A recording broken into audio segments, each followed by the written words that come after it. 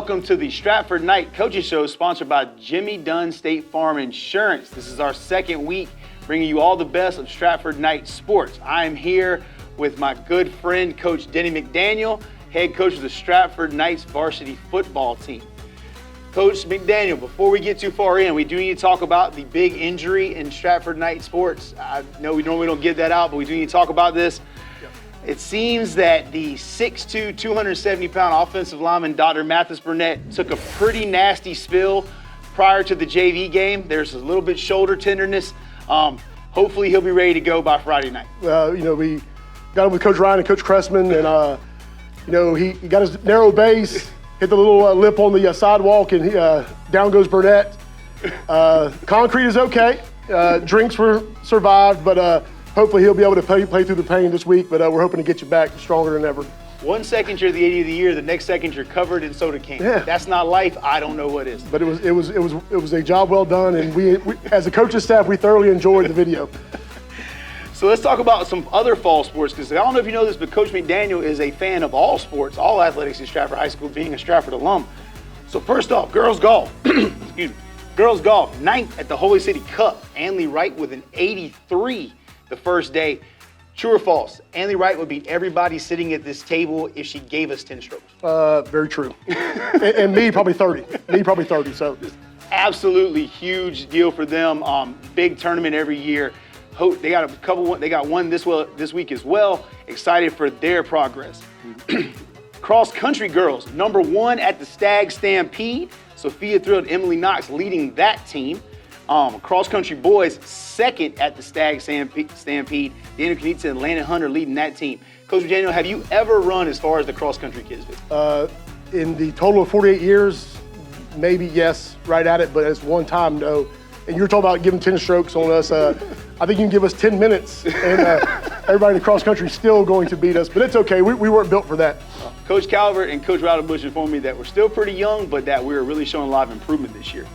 Here's a big one. Girls volleyball, currently 6-4-1 on the season. Beat Colleton County Tuesday, 3-1, and then come back, and while dropping to Wando 3-1, for the first time in, I know, 8 years, they take a set off of Wando in girls volleyball. It was a loss, but there was something to build on right there, because I've actually worked at Wando with Coach Glover over there. I believe Wando has played for 21 state titles during her reign, has won 11 of them. She is one of the best coaches I've ever been around, and the fact that our volleyball team and Coach Burnett to go over there and take one in their house is a huge building momentum piece for us to build upon. Very proud of our girls, very proud of Coach Burnett for doing that. A lot of senior leadership there. Karma Davis, Riley Giddens, Emma Bosch leading the team. Karma's a little beat up right now, but she big improve. A lot of leadership, a lot of things moving forward. Just tremendous improvement. And as coaching, why don't you talk about that? Just as far as wins and losses matter, but what does improvement mean to you as a coach? Well, it's the development of kids. That's something that I talked about. That's why I love coaching high school athletics, because you get kids in 7th and 8th grade and you watch them develop over the course of time. And you're starting to get the rewards of the hard work you've been putting in. That's kind of like what we're experiencing right now with football.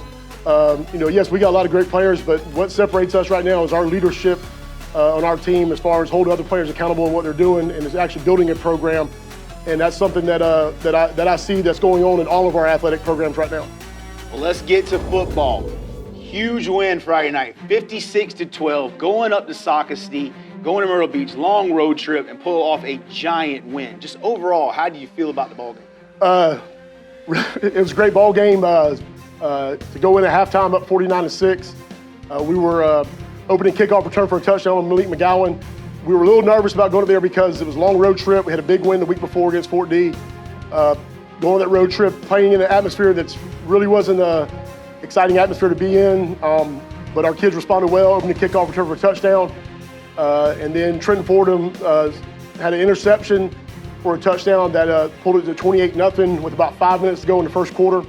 And then you go into halftime up 49-6, high school league rule. We're winning by 42, so we went to a running clock in the second half. We were able to get everybody in, get some playing time, and that's just what we want to do, is want to continue that growth in our program and development of our players. Well, let's talk about some of those key players. So Malik McGowan, they kick it short, he picks it up, and you think, okay, we'll have great field position. But instead, he makes one guy miss, shakes another one. The team leads him. He scores the opening kickoff. What is it like scoring? This is the second time we've scored within the first 15 seconds of a ball game. How much of a lift does that give the team? It's just tremendous momentum. You know, it's where preparation meets opportunity. You know, they kick it short. You know, Malik did a good job of fielding it, which is always, I mean, you know from experience, those short kickoffs, they can be rather dangerous sometimes. You know how that ball's going to bounce. But we fielded it. And our kickoff return team is doing a great job of matching up a hat on a hat. Damian Barnes had a great block that actually sprung him to the end zone. So, you know, when you have special teams that execute like that, it shows that the kids are paying attention to detail and they're playing for each other. Well, Trenton Fordham, huge ball game, has 2 interceptions and a fumble recovery. Yep. Absolutely massive. First one, interception, goes down. Second one, interception for a touchdown. Actually, Travoy Jenkins, I watched it again today, goes down and it makes a huge block at the 4-yard line. Absolutely massive. You mentioned before, Trenton's played safety here about as long as you've been here. Yep. What does it mean to see a guy like that get that opportunity and make the plays when the time? Well, it's just exciting to actually see him catch something. Inside joke there with Trenton. No, you know, it's just, once again, it's when preparation meets opportunity. You know, Coach Shepard does a great job of those guys in defensive secondary. You know, read his keys. The ball was over. The first one was a little overthrown, but you know, had the opportunity, caught it, returned it, set us up for a score. And then the second one, it was kind of a tip pass, but he's right in position, tip pass. He caught it, pulled it down. And you mentioned Travoy Jenkins. He actually was awarded the block of the week for us for a tremendous block he threw at right about the 5-yard line on their quarterback to make sure Trenton got into the end zone. You know, it's just, once again, it's just exciting to watch the development of our kids over the course of time. You know, from 7th grade to the freshman year, down as seniors, of watching development on the field, not only physical-wise, but also the mental makeup it takes to play this game. It's just exciting to watch. Well, talking about development, Landon Simmons, this was a coming out party for him. Landon, I know Landon came from basketball over to football last year, played a little as a freshman, but I mean, I think he probably had 2 sacks and about 4 tackles. Probably the most impressive thing to me was ball gets past him, he hawks it down 30 yards down the field. For a guy that's 6'3", 245, that's a heck of a play. It's an effort play, and that's something that we know Landon has it in him. We got 2 really good sophomore defensive ends up there in Kermit Davis and Landon. But like you said, Landon has not played a lot of football, and football's a game you got to learn how to play, especially the defensive front and offensive line, because it's all about body position and leverage that you play with. And we've been waiting on him to have this kind of game. We've seen glimpses of it in practice for him, but him to put together in a game was really exciting. He had 2 sacks. I believe it was 6 tackles, 1 tackle for loss. And I believe he was part of the cause of that fumble. I think that's what we had on the stat sheet. But more importantly, just terrorized the quarterback all night long. The quarterback never could get his feet set throwing the ball between him and Kermit. And you know, there's other defensive guys up front, Julian Alexander, Ja'Cory McCoy, Cash Dawson, Antonio Waring's doing a great job up there of getting after the quarterback. And that just helps us anytime you put pressure on them. But, you know, really seeing excited to see the Landon actually put something together like that. And now we know that's what's expected of him going forward. Well, you mentioned Kermit Davis, just all over the field, making big, long plays. They ended up scoring one time, but prior to that, kid looks like he's getting in. He comes out of nowhere, just makes the tackle, just completely stretches out. Just a big-time player. Both him and another guy, too, that people don't probably know about, Jonah Coleman. Yeah. Just always, he seems to be more comfortable, even at safety, being down in the box, making tackles on the edge. Just what have you seen out of him here recently?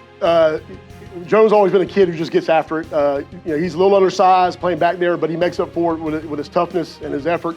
You know, that's what happens when you have wrestlers that come and play football. He's not afraid of contact. He gets after it right there. Does a great job on his tackling because he's always because he knows how to leverage or operate, especially through wrestling, like shooting double legs and stuff like that. So he very rarely ever misses a tackle. Always seems to be around the ball. Always sticks his nose in there. You know, he's one of those kids that you know, you just build a football program around through his toughness and how he gets after it. And it's just exciting to watch to know you got guys like that on the field.